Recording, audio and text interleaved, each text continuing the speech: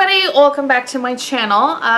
Long time no see. I haven't filmed in about a month. I took some time off because I went on vacation, and then it's been so hot here. It's been really hard to sit down under really bright lights and film a video. I have a fan on in the background, so if you can hear the buzzing of the fan, I can't turn it off because it gets too hot. My cats will get overheated very easily, so the fan stays on, unfortunately. So I'm going to try to speak very loudly so you can hear it over the fan. Hopefully it's not too much of a distraction, and if it is, I apologize, but I can't do anything about it.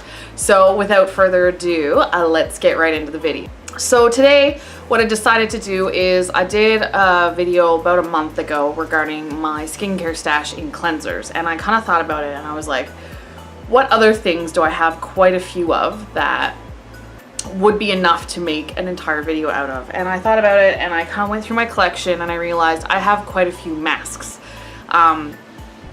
Not sheet masks, because sheet masks are another whole bucket of worms over there that it would be about an hour-long video to go through all my sheet masks and why I purchased them and the benefits of them and stuff like that.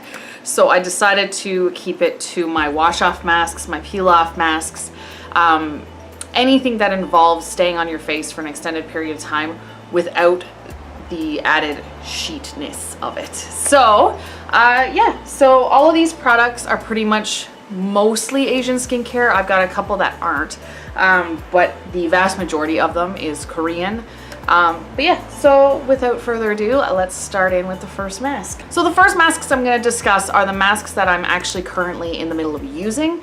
These are masks that I've been using for a while, that I'm going through, that, you know, a couple of them, well, one of them I've reviewed before, and this is the Skinfood Black Sesame Hot Mask. This mask heats up with friction. So when you put it on your face, it actually has real black sesame seeds in it. The mask itself is actually black. I'm almost through it, which makes me so happy because this mask stinks. I did do a review on it, which I will leave up in the cards up here. So if you want to check out the review on my thoughts on it, you can check it up there. I'm a big fan of not wasting product. If it doesn't break me out, despite if I like it or not, I will use it because I don't like throwing away product if I don't have to. I find that's a huge waste. Most women's shelters do not accept used product anyways, so I really can't give it away. So I've been trucking through this. This has real black sesame seeds in it. It's kind of a gelatiny, scrubby type of mask without being a scrub, but when you start rubbing it into your face, it has a very, very subtle heating, which in the summer is probably not a good idea. So the other one I'm using right now, I've been using a lot this summer because it's cooling. But it's supposed to help nutrition in the skin. Black sesame is really good for anti-aging. I find it a little bit exfoliating. Like, it's not an exfoliating mask, but it's found it quite exfoliating on my face, which is kind of nice. But for me, the smell of it is a really bad deal breaker for me. It stinks, and having it sit on your face for 10 minutes after you've rubbed it in like an exfoliator is almost too much for me. So I'm gonna finish it, but I would not recommend, I wouldn't purchase it again, and I don't know if I would recommend it unless you can handle the scent of it, which is a very, very strong sesame scent, which is not my favorite. The next mask is the second mask I've been using, and I tend to use this when my skin is really red, it's really hot out, my skin feels very overheated, or I'm having any zits popping out. I'll use this mask because it really works very, very well to get rid of them. This is a mask, I don't think they make this mask anymore, and I have a few masks from this brand that I got on clearance, so I think they're all discontinued, so I don't think I would be able to purchase them again. But this is the only one I've tried so far, and this is the Innisfree Real Peppermint Mask. This is a clay mask with real peppermint in it. The mask itself is green. You can see it in there. It smells like peppermint, like a really strong spa-like peppermint, not like eating peppermint. But it's a clay mask. They also make a Jeju volcanic pore clay mask, which is one of their most famous and best-selling products, which I love as well. that has really nice drying texture to it without being stripping your skin. This one I liked because it got the peppermint in it, which means when you put it on, it feels really cooling, even while it's drying on your face. The Jeju one does it when you put it on because it's clay, it's gonna seal in any of the coolness there, and because it's a clay mask, when you put it on, it feels cool, but when it dries, the coolness goes. This doesn't happen like that. I'm sure I could find another peppermint mask if I wanted to look for one, but this one just so happened I purchased it on clearance a few months ago. It's probably in a haul video, I'm not gonna lie. But I think I got it for like 50% off or something, and as of right now, they're not on the website anymore for Innisfree, but I'm gonna do my best to see if I can find them on any other website, reputable website that I shop from, and I will leave them in the description box down below as well. But yeah, I really enjoy this mask. I love the Jeju Volcanic line, so if I cannot find this one, I would definitely repurchase that one. The next mask I bought a couple years ago. It's still sealed. I haven't opened it yet, and it is the Etude House Play Therapy Wash Off Pack in Brightening. I find with K-beauty products, brightening is the same as whitening. Whitening products in Korean skincare do not mean bleach products. They just mean they're made for brightening. It's very similar to vitamin C products here that deal with hyperpigmentation on your face. They deal with like just really generally making your face look brighter or making your skin look brighter. But I find the marketing is what dictates the wording. Etude House is marketed towards a very young demographic. Etude House is one of the more popular international brands, which is why they probably use brightening, whereas like products that are more geared towards a Korean audience or more geared towards older audience that, you know, are used to the whitening brand label being on there will find whitening.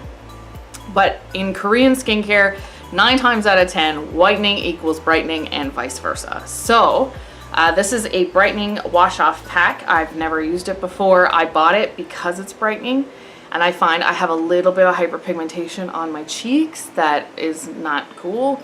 Some little sunspots and stuff that are starting to come out ever since I started a K-beauty regimen and a Korean skincare regimen, so I purchased this to kind of help deal with it. I just haven't had a chance to use it yet. I'm gonna probably whip it out once the black sesame mask is gone. I'll start using this one. The next one I have is also one that I have not opened yet, and this is the Saem Cleome Refining Dual Mask Wash Off.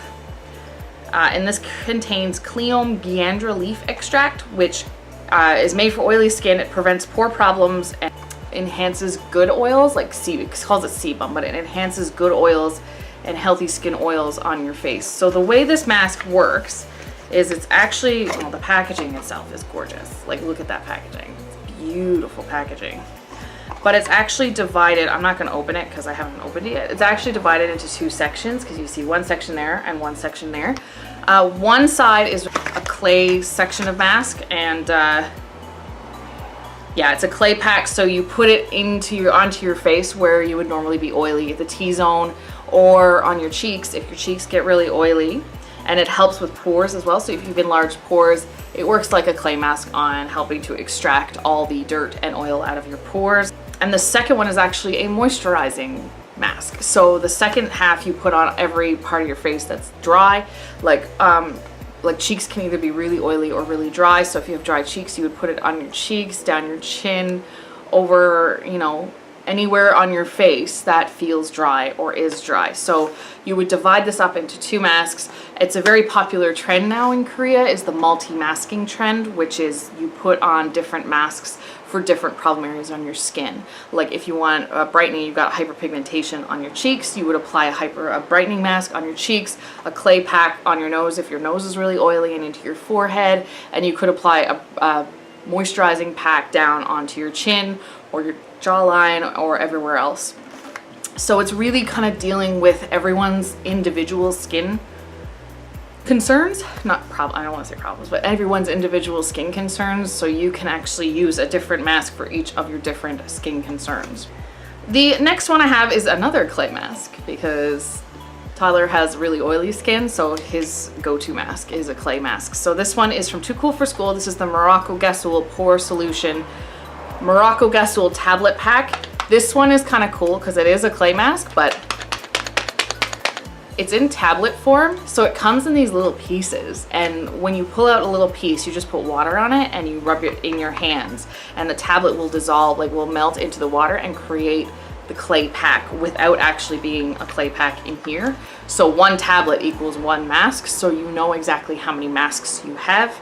And it's a lot less messy because you're not, and it's more hygienic almost because you're not digging in with your fingers every time you want to use the mask. You just pick up a tablet and you're actually mixing it up in your hand before putting it on your face, so it makes it like a lot more sanitary when it comes to your masking. So you're not transferring, especially if you're acne prone, you're not transferring any of that bacteria back into your mask, which can happen when it comes to the pot ones if you're digging in 2 or 3 times. The next 2 are also for Tyler, and not only is multi-masking using different masks for different part of your face, you can also get different masks with different skincare benefits to benefit various parts of your face. And I got these also from Innisfree.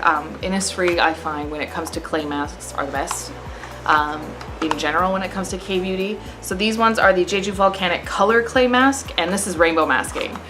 Rainbow masking was huge about 4 or 5 months ago, where you would choose, each mask was the same mask, but it had different ingredients, different active ingredients to help with different skin issues over the course of your face. So you could have, it was almost like clown contouring, where you had like one color here, you could have one color, you could have 7 colors all over your face if you wanted to.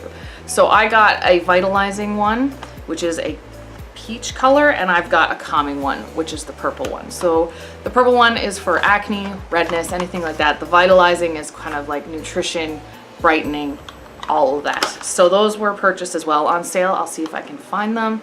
I can't guarantee it because, again, I bought them on for 50% off. I don't know if they make them anymore, but I will for sure, if I can find them, leave them in the description box down below.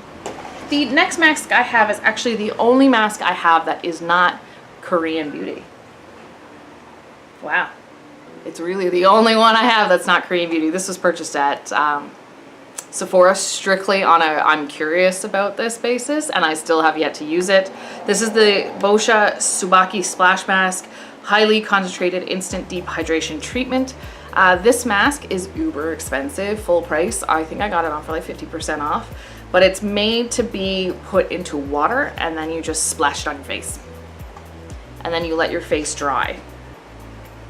And you keep splashing it onto your face, and then when you're done you treat it like an essence, and then you just pat it into your face after about 15 to 20 seconds. So you fill up your sink with water or a bowl with water and put a couple pumps of this into it, and then you just splash it on your face for 20 seconds. I don't know if I would see any benefits to that, but I'm more than willing to try it. If you want to see a review on this and like how to use it and how it worked for me, I would probably have to use it twice a week, probably a month. So if you are willing to wait a month for a review on this, let me know in the comment section down below, and I will for sure make sure to do that to see if it's worth it, because this is very expensive and I don't know if it's worth it. But there is a K-beauty brand that also does it, has a splash mask, and they have a splash mask series. The brand is called Blythe, and I think Jolse just started carrying it, and I think Style Korean just started carrying it. But Blythe has these splash masks as well that function the same way. So if you want to see a review, let me know down below and I will be sure to do that for it. The second to last mask I have is this bubble tea sleeping pack. This is from Etude House as well. This is something that Liz Anderson, we did a makeup swap in May, and I had another one of a green tea one, but I don't go through these fast enough to be able to have 2 in my stash. So I gave her a green tea one and I kept the strawberry one. But if you see, like, it's the cutest packaging I've ever seen. At the bottom here are nutrition bubbles, so when you go into it as a sleeping mask, you take your little spatula, which is detachable, and you can dig down and take 1 to 2, and they'll actually pop in your hand. So when you put the sleeping mask in your hand, you kind of pop the bubbles and it creates extra nutrition for your skin. So when you put it on, there's more active ingredients going into your skin. I purchased these when they were 50% off, because I think you can get all 3 for 30 USD right now, but I got them for 15 because Etude House always has sales. So I will leave the link to this also in the description box down below, but I would wait for any Pink Days sale that etudehouse.com does, and purchase this then. But it is the cutest packaging, cutest mask I think I own, but I haven't had a chance to use it yet because sleeping masks take me forever. So I haven't used it yet, but when I do, I will certainly let you know how it works out. The last two masks I have are also from Innisfree. I haven't used these yet. They're the same series as the Peppermint mask. They're same bottles and stuff. They're just different active ingredients. The first one is the real Grapefruit mask. This is a brightening mask because anything citrus has a lot of vitamin C in it. So if you see any lemon, any orange or lime or grapefruit, it's very much invigorating, and it's really good for vitamin C. So if you have any hyperpigmentation or you need brightening, citrus is the way to go. This one says it's invigorating and it makes fatigued skin smooth and transparent. I don't know what transparent means. I think that might be a bad translation on it. I think it's very much saying it's gonna make your skin really moisturized and very smooth. So it's also great for exfoliating, chemically exfoliating. My current exfoliator I'm using right now, it has papaya in it, but I also have one with lemon in it, and lemon is also very good for chemically exfoliating your skin and getting all the dead skin cells. The final mask I have is this one, also from Innisfree. This is the Real Rose mask. This one is a heating pack. Again, it's a heating mask, so it's probably not good for the summertime, but I'm probably going to use this in the winter. And it contains fragrant rose petals for smooth and resilient skin. So this is more for protection against pollutants and a smoothing over your skin. If you have texture issues on your skin, it's great for smoothing over those. And with the heating on it, it's a very soothing mask as well, especially in the winter time when it's cold outside and you're getting hit with all that harsh weather, winter weather. This can really help to seal in the moisture in your skin and really help to really help to keep all the rest of your skincare in your skin. All right, so that's it for all the masks I have in my skincare stash. I will leave any relevant links down in the description box down below for you. So if you want to purchase any of these, hopefully all of them, fingers crossed all of them, as many as I can find will be down there. And also, this is a discussion place. What masks have you tried, and would you recommend them? So let us know down in the comment section as well. I'd love to hear what masks you love or what masks you recommend staying away from. And if you like this video, don't forget to give me a big thumbs up. And if you want to see more content from me, it's bloody hot out though, summertime, I'm kind of busy, so it's not gonna be, I'm sure I'm gonna have a bit of a time getting back into regular posting, but I'm hoping to get a little bit more regular from here on out till the end of the year. And if you want to see more content from me, don't forget to hit the little red subscribe button. And if you want to be notified when I post new content, because I'm not gonna have like a regular day where I'm gonna upload stuff, you should hit the little bell so you get every email that I've posted a new video. All right, we'll see you next time. Bye.